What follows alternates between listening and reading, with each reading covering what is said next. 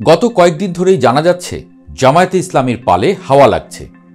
আওয়ামী লীগের শাসনামলে বহু বছর প্রকাশ্যে রাজনৈতিক কর্মকাণ্ডের সুযোগ না পাওয়া দলটি ২৪-এর গণ অভ্যুত্থানের পেছন থেকে মুখ্য ভূমিকা রেখে সরকারের পতন ঘটিয়ে মাত্র ১.৫ বছরের মধ্যেই দখল নিয়েছে মাঠ।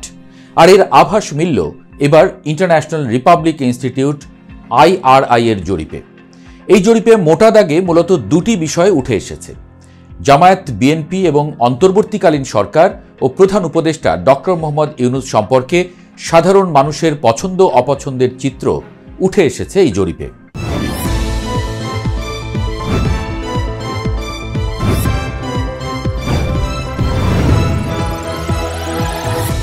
ন্যাশনাল সার্ভে অব বাংলাদেশ শীর্ষক এই জরিপ গত সেপ্টেম্বর এবং অক্টোবর মাসে পরিচালনা করা হয়। IRI এর পক্ষে centre for insights in survey research দেশজুড়ে এই জরিপ পরিচালনা করে।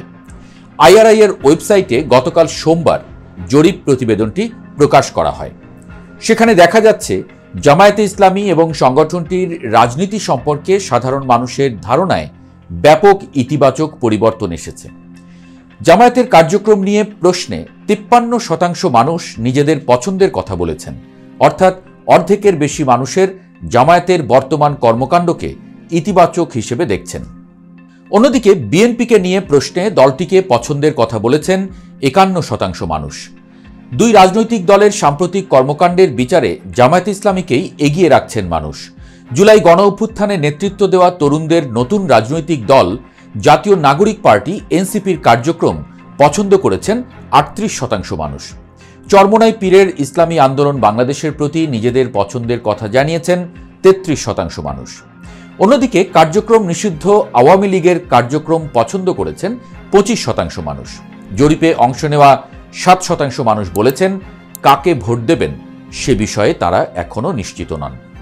আর ১১% উল্লিখিত রাজনৈতিক দলগুলোকে ভোট দেবেন না বলে জানিয়েছেন। তবে কাকে ভোট দেবেন এমন প্রশ্নে সাধারণ মানুষের পছন্দে এখনও কিছুটা এগিয়ে আছে বিএনপি।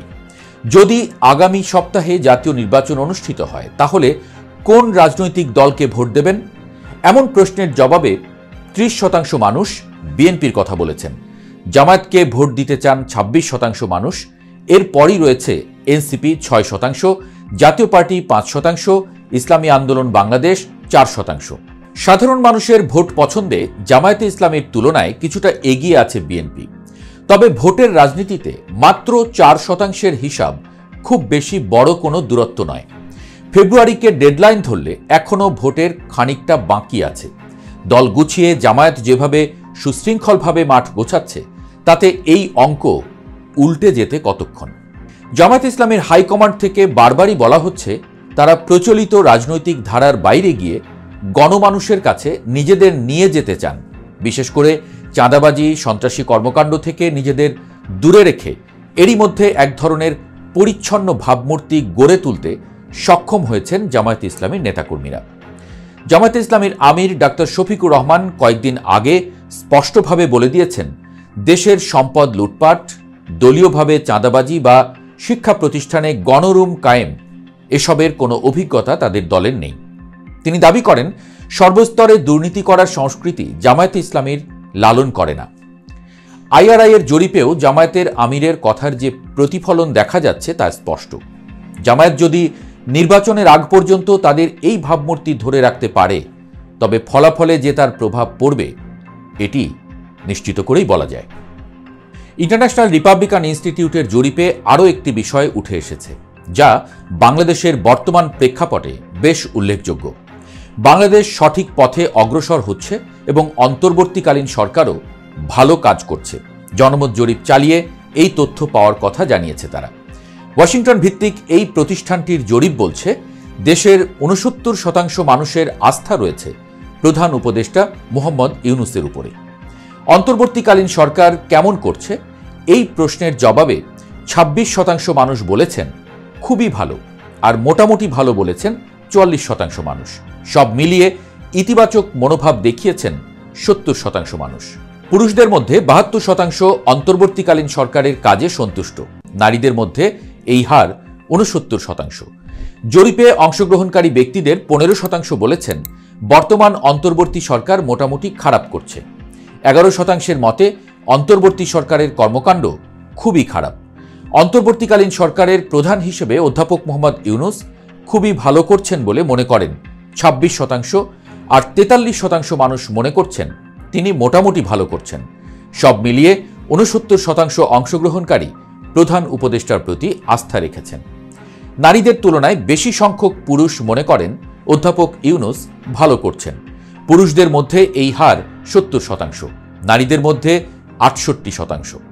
অন্যদিকে জরিপে অংশ নেওয়া 17% মানুষ মনে করছেন অধ্যাপক মোহাম্মদ ইউনূস মোটামুটি খারাপ করছেন। 9%-এর কাছে প্রধান উপদেষ্টার কর্মকাণ্ড বেশ খারাপ। তবে বর্তমান সরকার এবং এর প্রধান সম্পর্কে জরিপে পাওয়া ইতিবাচক তথ্য মনে করিয়ে দিচ্ছে এই সংস্থারই 2018 সালে পরিচালিত একই ধরনের আরেকটি জরিপের কথা। এর আগে 2018 সালে আইআরআই জরিপ চালিয়ে বলেছিল দেশের 64% মানুষ আওয়ামী লীগ সরকারের উপরে সন্তুষ্ট এবং 67% মানুষ তৎকালীন প্রধানমন্ত্রী শেখ হাসিনার উপরে আস্থাবান। তাদেরই 2023 সালে করা আরেকটি জরিপে দেখা গিয়েছিল দেশের অর্ধেক মানুষই বলেছিলেন দেশের গণতান্ত্রিক পরিস্থিতি ভালো। নির্বাচনের আগে সাধারণত বিভিন্ন সংস্থা মানুষের পছন্দ অপছন্দের উপরে জরিপ পরিচালনা করে।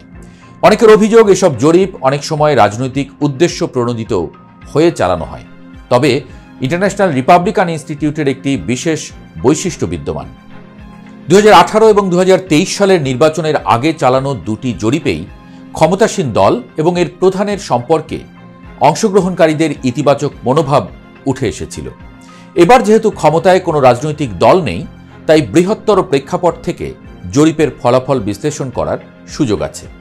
বিশেষ করে মানুষের পছন্দের তালিকায় জামায়াতে ইসলামীর এতটা এগিয়ে আসা নতুন করে ভাবনার খোরাক যোগাবে রাজনীতি পর্যবেক্ষকদের।